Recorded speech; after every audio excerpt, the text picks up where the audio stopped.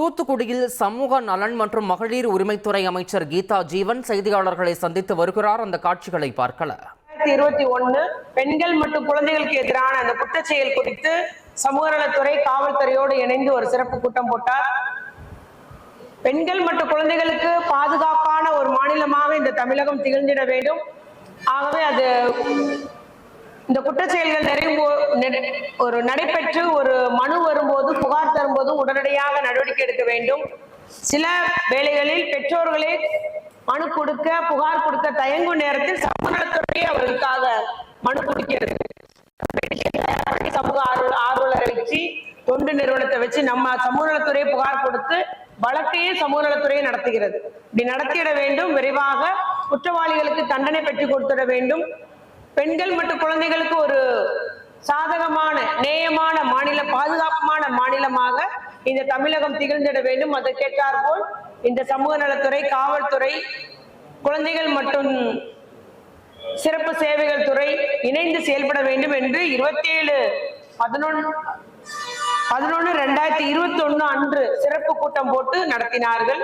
அன்றிலிருந்து ஒவ்வொரு மாதமும் அவர் காவல்துறை ஆய்வு செய்யும் போதும் இந்த குழந்தைகள் மற்றும் பெண்களுக்கு எதிரான குற்றச்செயல்கள் நடைபெறுகிற குற்றச்செயல்கள் அந்த சிறப்பு பிரிவை பற்றியும் சிறப்பாக ஆய்வு செய்யப்பட்டு ஒன்னொன்று நடவடிக்கை எப்படி இருக்கிறது, குற்றப்பத்திரிகை தாக்கல் செய்யாச்சா, எங்க காலதாமதம், நீதிமன்றத்திலையா, எதனால காலதாமதம் என்ற அளவுக்கு இந்த ஒவ்வொரு வழக்குகளும் வேகப்படுத்தி குற்றவாளிகளுக்கு தண்டனை வாங்கி கொடுப்பது, முறையாக அவர்களுக்கு குற்றவாளிகள் தண்டிக்கப்படுவது என்பது இந்த ஆட்சியிலே முறையாக நடைபெற்று வருகிறது. சட்ட நடவடிக்கை சட்டப்படி ஆட்சி நடத்தி வருகிறார் நம்முடைய முதலமைச்சர் என்பதை நான் இங்கு உறுதியோடு கூறிக்கொள்ள விரும்புகிறேன்.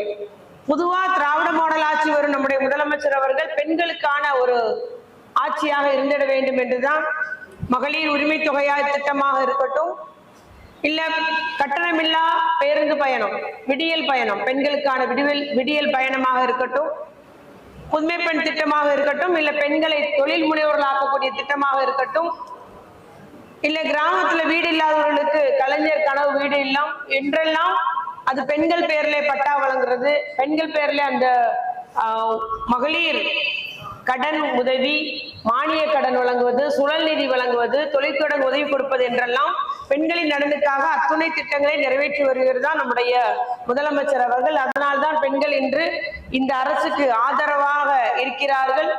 இந்த ஆட்சியிலே பெண்களுக்கு இத்தனை நன்மை பயக்கக்கூடிய திட்டம் நடைபெறுகிறது என்று பெண்கள் இன்றைக்கு இந்த அரசுக்கு ஆதரவு தருகிறார்கள் என்பதை நான் இங்கு உறுதியோடு கூறிக்கொள்ள விரும்புகிறேன்.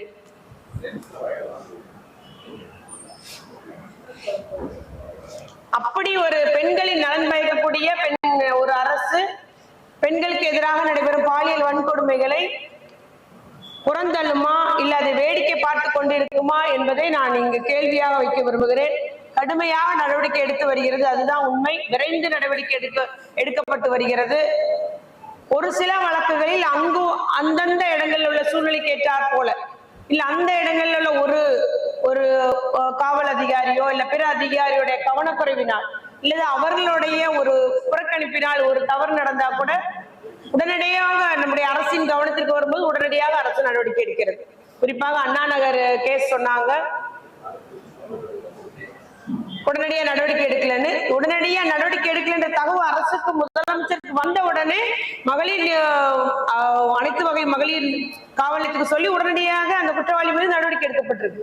ஆகவே எந்த ஒரு குற்றச்செயல் நடந்தது அரசுக்கு கவனத்திற்கு, முதலமைச்சரின் கவனத்திற்கு, இல்ல உயர் அதிகாரிகளின் கவனத்திற்கு வந்த உடனே உடனடியாக சட்டப்படி நடவடிக்கை எடுத்து வருகிறது தான் இந்த திராவிட மாடல் அரசு, நம்முடைய முதலமைச்சர் அரசு என்பதை நான் உறுதியாக கூறிக்கொள்ள விரும்புகிறேன்.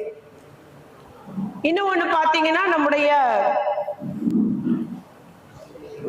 வளரிளம் பெண்களுக்கு, அந்த வாலிப பெண்களுக்கு போக்சோ ஆக்டின் கீழே என்னென்ன மாதிரி நடைமுறைகள் இருந்தா அந்த ஆக்டின் கீழே நடவடிக்கை எடுக்க முடியும் என்பது தெரியாமல் இருந்த நிலை இருந்தது.